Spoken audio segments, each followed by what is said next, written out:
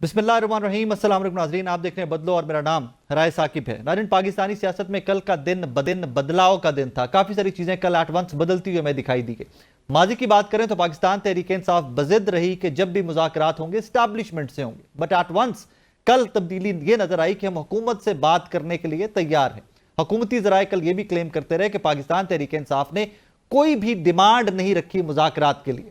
At the same time इसहाक डार साहब की एक बड़ी स्टेटमेंट कल आती है कि हवाई फायरिंग हुई 26 नवंबर को, उसके बाद भगदड़ मची और अगर तहरीक इंसाफ कुछ स्टैट्स या कुछ फैक्ट्स हमारे साथ शेयर कर दे तो हम इसके ऊपर फर्दर तहकीकात भी करवाने के लिए राजी हैं। ये दोनों डेवलपमेंट्स बहुत अहम डेवलपमेंट थी। लगता यह है कि बर्फ कुछ पिघल रही है, मामलात कुछ आगे चल रहे हैं। इन्हीं मामलात के ऊपर बात करेंगे और सेकंड, आज के इसी शो के सेकंड पार्ट में जाकर एक आदिल बाज़ई साहब, पाकिस्तान तहरीक इंसाफ के वोटों से इलेक्टेड एमएनए जिनको डीसीट कर दिया गया था, आज सुप्रीम कोर्ट ऑफ पाकिस्तान ने उनको बहाल कर दिया है।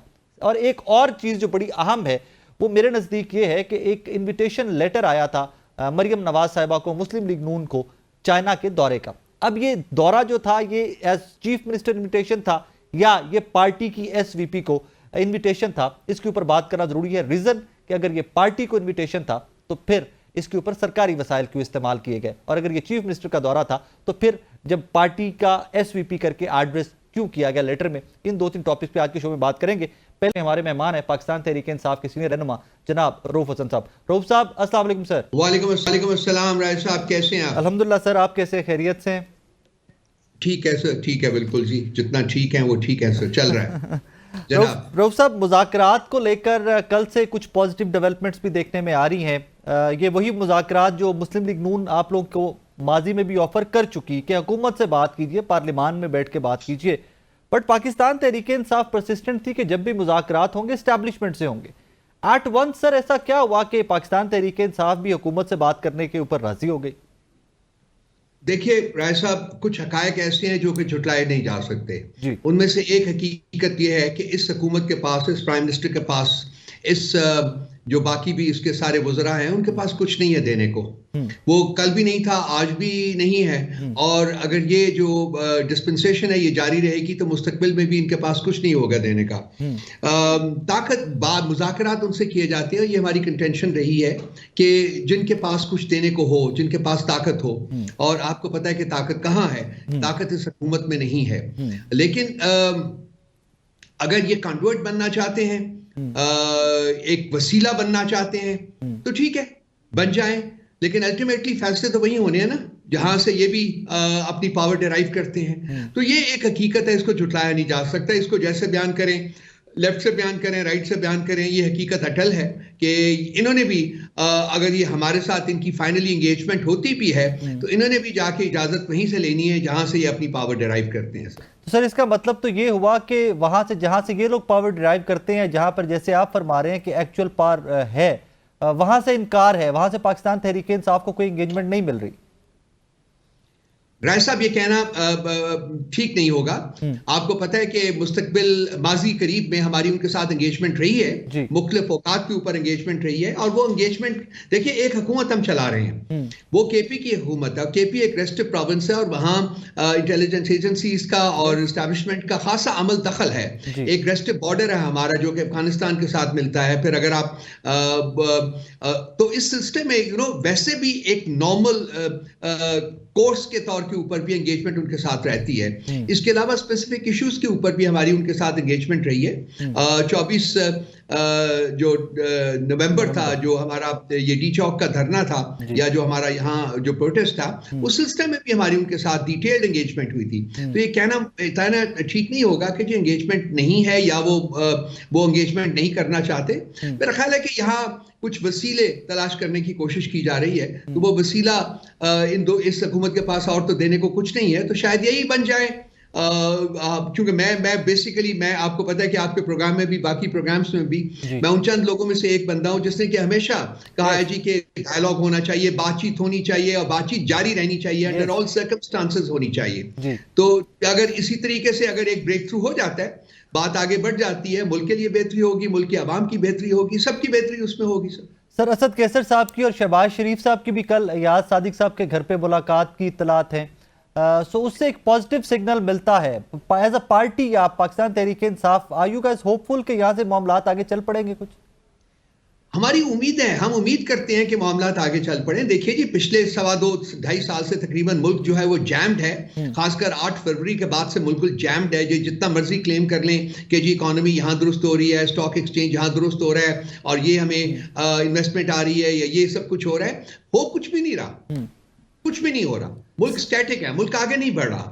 जब तक पॉलिटिकल स्टेबिलिटी नहीं आएगी उस वक्त तक इकोनॉमिक स्टेबिलिटी, इकोनॉमिक इन्वेस्टमेंट नहीं आ सकती। ये उन चंद बेसिक इकोनॉमिक यार्डस्टिक्स में से एक है, बड़ी फंडामेंटल यार्डस्टिक है कि अगर आपने इन्वेस्टमेंट लेनी है तो पहले मुल्क में पॉलिटिकल जो स्टेबिलिटी है वो क्रिएट करें, एनवायरनमेंट क्रिएट करें। पाकिस्तान में जो इस वक्त मसाइल हैं उसमें वो एनवायरनमेंट मौजूद नहीं है और ना ही इस हुकूमत की जो उनके रवैये हैं, जो जिस तरीके से ये मुल्क को चलाना चाह रहे हैं और जिस तरीके से अपनी पावर को परपेचुएट करना चाह रहे हैं, वो रवैयों की मुस्तकबिल में भी कोई झलक हमें नजर नहीं आती है। तो उससे तो मुल्क at some point in time we will default.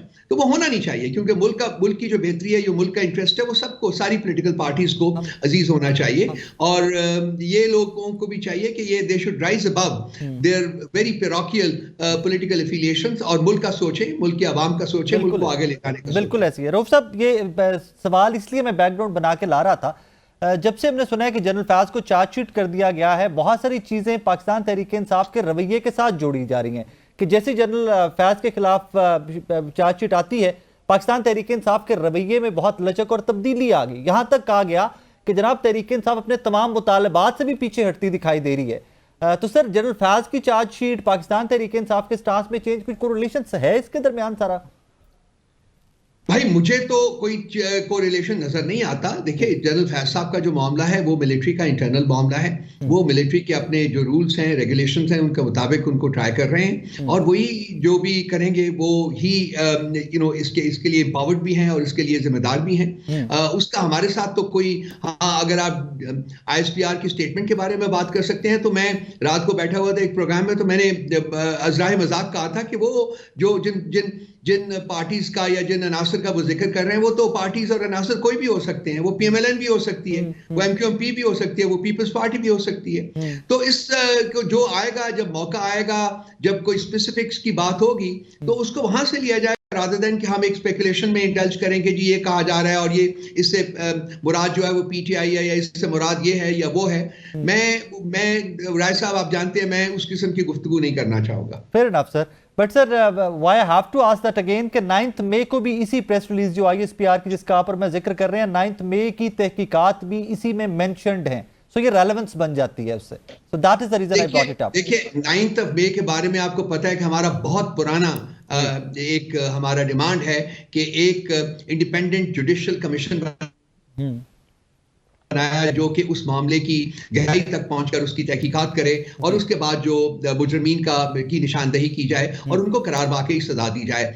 इस किस्म के कमीशन की जो फाइंडिंग्स होंगी वो PTI की डिमांड भी है और PTI उन फाइंडिंग से एग्री भी करेगी और PTI ऑन बोर्ड होगी ताकि जो मुजरिमीन जो करार दिए जाते हैं उनको सजा दी जाए। और एक इंतहाई अनफॉर्चुनेट वाकया था। हमारी तमाम लीडरशिप इसके बारे में अफसोस का इजहार कर चुकी हुई। ऐसा होना नहीं चाहिए, ऐसा होना नहीं चाहिए था, ऐसा कभी नहीं होना चाहिए। लेकिन ये भी इंपॉर्टेंट है कि एक इंडिपेंडेंट ट्रांसपेरेंट इंक्वायरी जो है वो तो होना, पता तो चले ना कि क्या हुआ उस दिन, किसने क्या रोल प्ले। सर, आप और मैं जब बात कर रहे हैं, as of now Pakistan Tehreek इंसाफ के कोई मुतालबात हैं हुकूमत से मुज़ाकरात के लिए या बिल्कुल गैर मशरूत किसी भी शर्त के बगैर मुज़ाकरात चाहती है तहरीक इंसाफ? देखिए, हमारे 3 मुतालबात हैं। जब ये 24 का जो नवंबर का जो डी चौक का हमारा प्रोटेस्ट था उसमें भी वो 3 मुतालबात थे। एक तो तमाम पॉलिटिकल प्रिजनर्स को रिहा किया जाए। इसके अलावा जो 26 कॉन्स्टिट्यूशनल अमेंडमेंट जो थी वो हम नहीं मानते।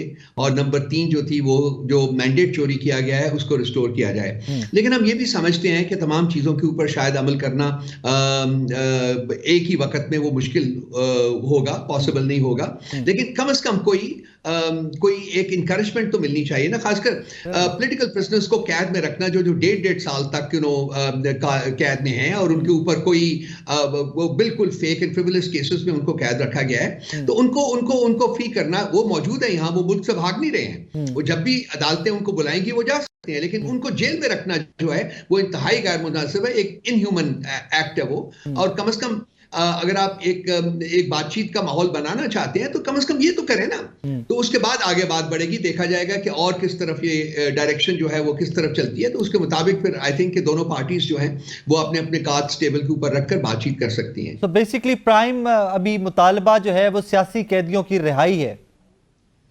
जी मैं कह सकता हूं जी कि सबसे पहले आपको पता है कि जो 24 की हमारा प्रोटेस्ट था उसका भी प्रिंसिपल जो मोटिव था, जो प्रिंसिपल डिमांड थी, वो कैदियों के सिलसिले में ही थी जी, जो पॉलिटिकल कैदी हैं, जो जमीर के कैदी हैं, उनकी रिहाई के सिलसिले में थी, इंक्लूडिंग खान साहब। Fair enough. रऊफ साहब, एक ये काफी देर की अंडर डिस्कशन है, जब से इमरान खान साहब जेल में हैं तब से ये एक एंगल है वो अंडर डिस्कशन है कि इमरान खान साहब की कोई बंदा गारंटी देने को तैयार नहीं है। ख्वाजा साहब ने कल से फिर इसको टेकअप किया, उन्होंने कहा जी इनके साथ मुज़ाकरात तो किए जा सकते हैं लेकिन इमरान खान साहब की गारंटी कौन देगा। वी डू अंडरस्टैंड कि माजी में कुछ पाकिस्तान के बाहर की कुव्वतें और हुकूमतें और ममालिक नवाज शरीफ साहब के मामले में भी इन्वॉल्व हुए, गारंटीज दी जाती रही।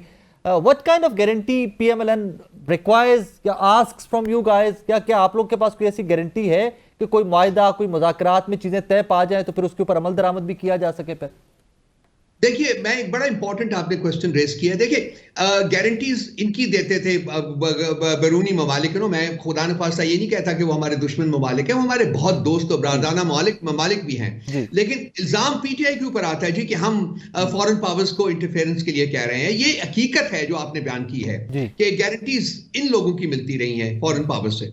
तो ये मेरा ख्याल है कि ये जो डिस्कशन है कि जी खान साहब को कौन मनवाएगा, ये खत्म हो जानी चाहिए। खान साहब एक इंतहाई रैशनल इंसान है, इस मुल्क की बेहतरी जो है वो उनके ज़हन के ऊपर है, इस मुल्क के अवाम की बेहतरी उनके ज़हन के ऊपर है, और वो तमाम उन बातों से एग्री करेंगे जो कि इस मुल्क की बेहतरी के लिए होगी। लेकिन फंडामेंटल जो इश्यूज हैं यहाँ, और वो उनसे आप अपनी नजर नहीं कतरा सकते, वो है कि आइन की बहाली, कानून की बहाली, इंसानियत और इखलाकियात की बहाली।